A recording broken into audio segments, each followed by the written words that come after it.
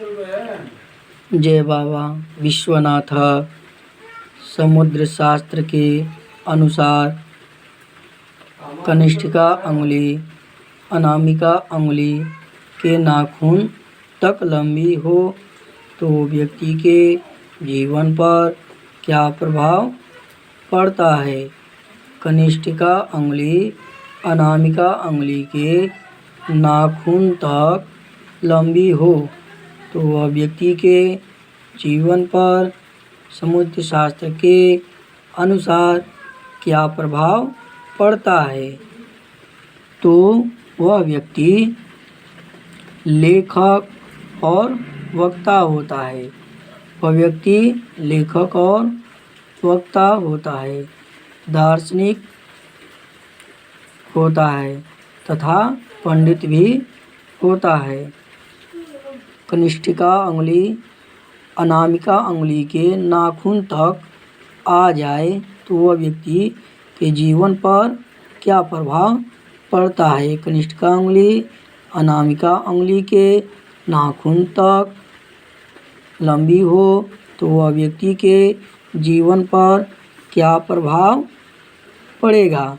तो वह व्यक्ति लेखक और वक्ता होता है तथा दार्शनिक और पंडित भी होता है।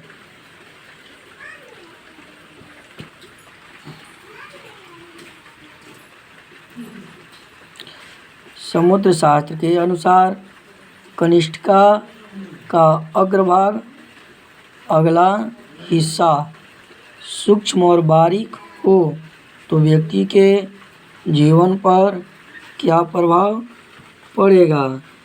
कनिष्ठिका का अग्रभाग अगला हिस्सा सूक्ष्म और बारीक हो तो समुद्र शास्त्र के अनुसार व्यक्ति के जीवन पर क्या प्रभाव पड़ता है। ये कनिष्ठिका अंगुली के अगला भाग सूक्ष्म हो बारीक हो तो व्यक्ति के जीवन पर क्या प्रभाव पड़ेगा। किसी व्यक्ति के कनिष्ठिका अंगुली के अगला भाग सूक्ष्म और बारीक हो तो व्यक्ति के जीवन पर क्या प्रभाव पड़ेगा। तो वह व्यक्ति भविष्य को जानने वाला होता है, भविष्य में होने वाली घटनाओं को पहले से ही समझ लेता है। समुद्र शास्त्र के अनुसार कनिष्ठिका का पहला पर्व बड़ा हो तो व्यक्ति के जीवन पर क्या प्रभाव पड़ता है। समुद्र शास्त्र के अनुसार कनिष्ठिका का पहला पर्व बड़ा हो तो व्यक्ति के जीवन पर क्या प्रभाव पड़ेगा। कनिष्ठिका का पहला पर्व समुद्र शास्त्र के अनुसार बड़ा हो तो व्यक्ति के जीवन पर क्या प्रभाव पड़ेगा। तो वह व्यक्ति तार्किक, तर्कसंगत, तर्कयुक्त और विचारवान होता है। तर्कयुक्त से अर्थ का निर्णय करने वाला होता है, किसी कार्य को शुरू करने वाला होता है। किसी व्यक्ति के कनिष्ठिका अंगुली का पहला पर्व बड़ा हो तो व्यक्ति विचारवान, युक्त से अर्थ का निर्णय करने वाला होता है,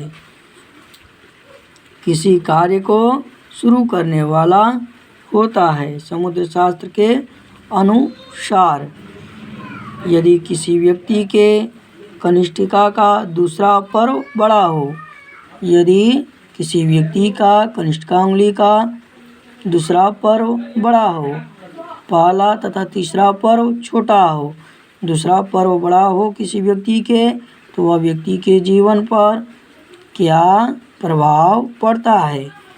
तो वह व्यक्ति तीजारंती बुद्धि तीव्र होती है। वह व्यक्ति का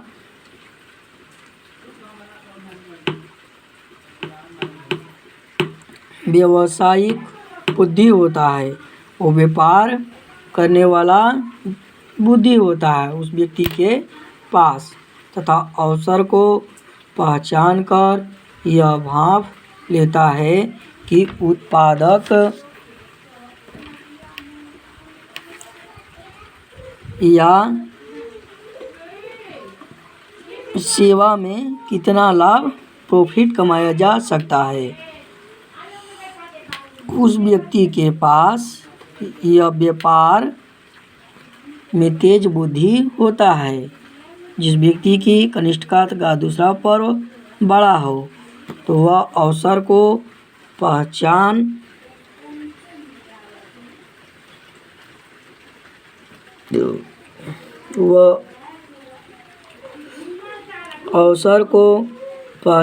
कर यह भांप लेना कि किस उत्पादक या सेवा में कितना लाभ प्रॉफिट कमाया जा सकता है। वह पहले ही समझ लेता है कि किस व्यापार में कितना लाभ होगा। किसी व्यक्ति के दूसरा पर्व कनिष्ठा उंगली के दूसरा पर्व बड़ा हो तो वह व्यक्ति का व्यापार में तेज बुद्धि होता है।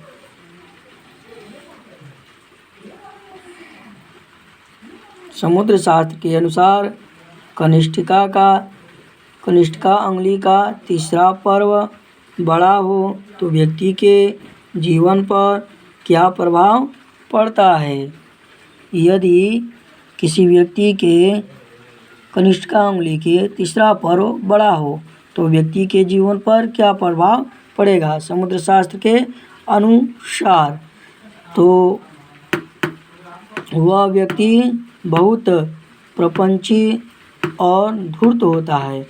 जिस व्यक्ति के कनिष्ठा उंगली के तीसरा पर्व बड़ा होता है वह व्यक्ति बहुत प्रपंची और धूर्त होता है और छली और धोखेबाज, कपट, दिखावा, बखेड़ा खड़ा करने वाला व्यक्ति होता है। जिस व्यक्ति के कनिष्ठा उंगली का तीसरा पर्व बड़ा हो तो वह व्यक्ति बहुत प्रपंची और धूर्त होता है, छली भी होगा वह व्यक्ति, धोखेबाज भी होता है, कपट, दिखावा और बखेड़ा खड़ा करने वाला व्यक्ति होता है। जिस व्यक्ति का कनिष्ठा उंगली का तीसरा पर्व बड़ा हो तथा झंझट पैदा करने में वह व्यक्ति माहिर होता है। जिस व्यक्ति के कनिष्ठा उंगली का तीसरा पर्व बड़ा होता है वह व्यक्ति झंझट पैदा करने में माहिर होते हैं।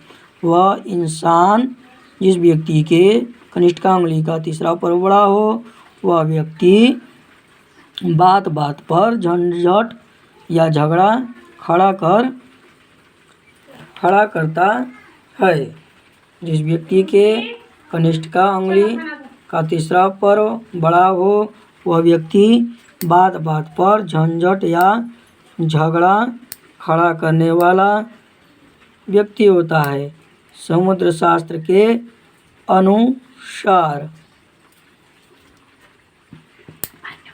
अगले वीडियो में हम अंगूठा के पर्व और आकार पर विचार करेंगे। समुद्र शास्त्र के अनुसार। जय बाबा विश्वनाथ।